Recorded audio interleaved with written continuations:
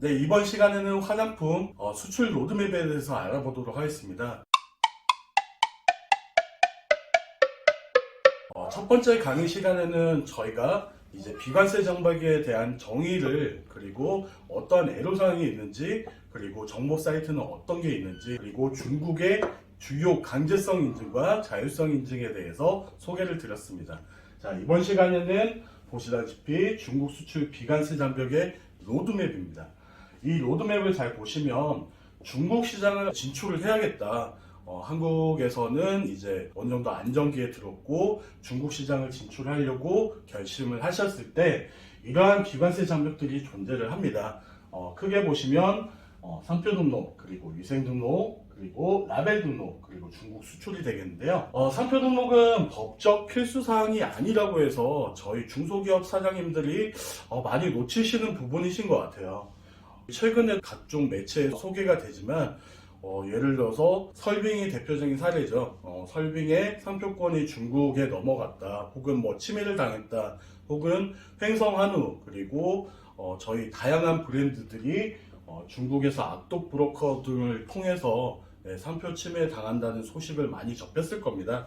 그리고 여러분들께서 이제 주위에 사장님들께서 모이신 자리가 있을 거예요.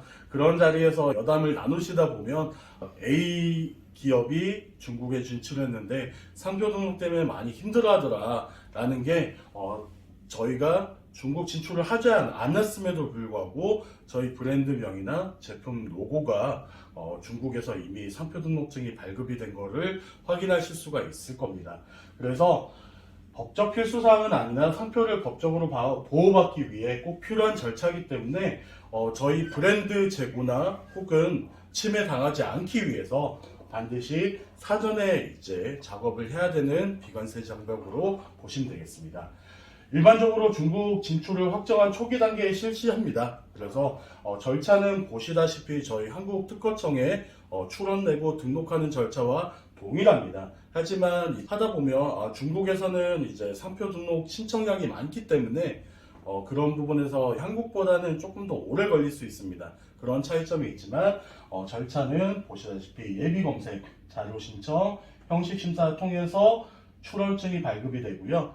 실제 심사를 통해서 최종 공고 단계에 이르고, 공고 단계에서 이의제기가 없으면 등록증이 발급이 되는 순서로 진행이 됩니다. 그래서 이제 상표 등록 부분이 있겠고요. 위생 등록, 중국 화장품이 위생 등록이 상당히 중요한 절차입니다. 중국 수출 판매를 위한 법적 필수 사항으로 보시면 되겠습니다. 무슨 얘기냐? 한국에서 중국 위생 허가를 미리 취득을 하셔야지만 정상적으로 수출 및 유통이 가능하신다는 얘기입니다. 자, 그러면 분류를 보게 되면 수입 비특수용도 화장품이 있고요, 수입 특수용도 화장품이 있습니다. 비특수용도 화장품은 일반 화장품이고요, 특수용도 화장품은 미백이나 주름 개선이나 이런 기능성 화장품을 특수용도 화장품이라고 합니다. 이 종류에 대한 분류는 다음 시간에 조금 더 상세하게 설명을 드릴 거고요. 진행 절차는 이렇습니다.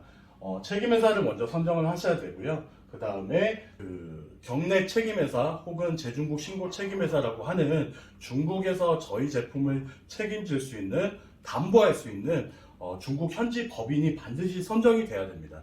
그래서 이 책임회사 선정이 된 중국 회사랑 위임장과 수임장을 쓰게 되는데 그걸 수권서라고 얘기를 합니다. 그리고 이 수권서 작성이 끝나고 아이디하고 패스워드 통지서를 받으면 테스트를 진행을 하게 되고요. 테스트가 끝나고 나면 NMPA 심사를 통해서 등록증이나 허가증이 나오는 것으로 보시면 되겠습니다.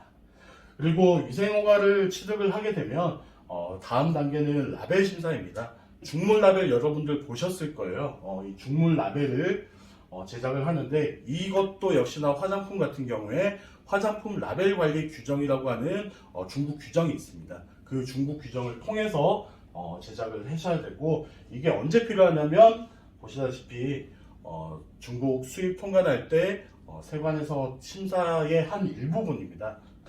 그래서 이 라벨 등록도 반드시 필요하고요. 이렇게 라벨 등록까지 마치시게 되면 이제 중국 수출을 하실 수가 있습니다. 이 중국 수출 단계는 보시다시피 수출입 무역 절차를 현재 이렇게 설명을 하고 있는데 이렇게 수출 계약서 작성해서 수출 준비 및 선적하시고 중국 수입 통관까지 이루어져 있습니다.